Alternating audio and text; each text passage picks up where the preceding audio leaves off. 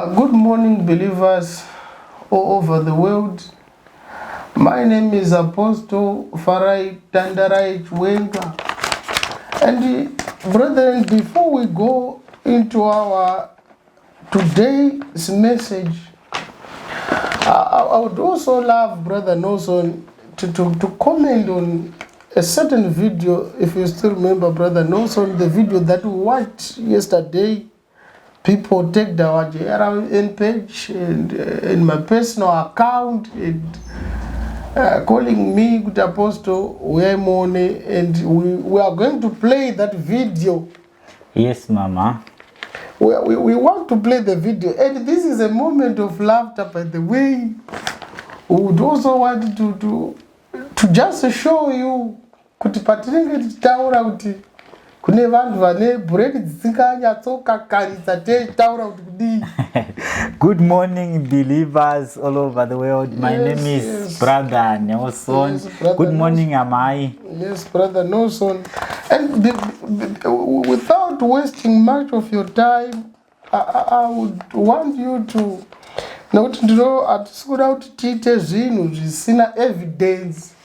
Yes. Mangwana tinozonzi makangozvitaura hatinambozvinzwa makangotaurawo zvamakataura. So we want to watch a certain video that went viral on the streets of social media, and people were clapping hands. But Brother Nelson, ndakaita mubvunzo kuti ko indava chegumi chakudiwa zvakadaro munyika medu zvekuti vanhu vanosvika pakuchinja mashoko ari mubhaibheri vakuisa maenvelope anoiswa zvegumi. 2:27 dzava Tesaronika vechitatu tinzwe kuti nyaya yechegumi yakafamba sei. Verengai Brother Nelson. Vari vanakomana vaRevhi. Matsenga mazwi ipapo, verengai zvakanaka. Vari vanakomana vaRevhi. Vari vanakomana vaRevhi vakaita sei? Vakarayirwa nemirayiro kuti vaite sei? kuti vatore chegumi. Kunani?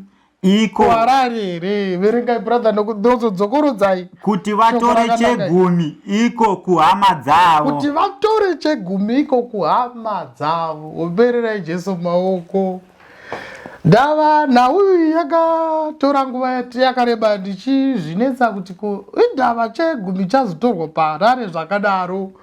Icho chisina kumbobvira chadhairektwa kwatiri kuti vaHedheni vachatorerwawo chegumi.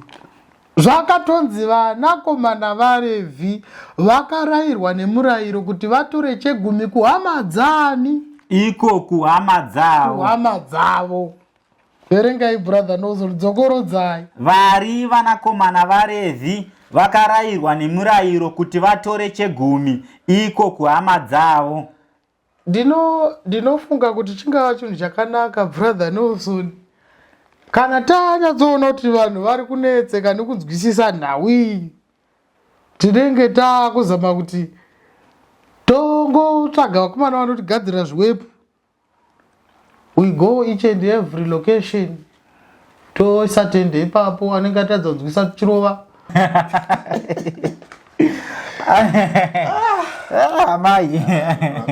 Brother Nelson. Okay, we can laugh about it because it's a moment of laughter. But if you can look at it, the media team, these guys, if you look at them, usingamanye, uchatanga kuona kuzungaira.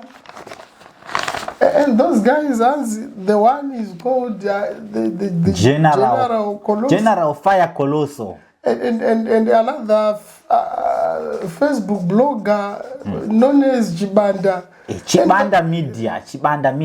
Exactly. And those guys, toward a time, we want to imitate Chiwenga's voice. And Brother Nelson, people were clapping hands. Murujibaba, Apostle Chiwenga is going to respond to this. Actually, Ndandisiri kuda respond to that because it's none of my assignment, and imvumo yangu futi kuti ndiresponde.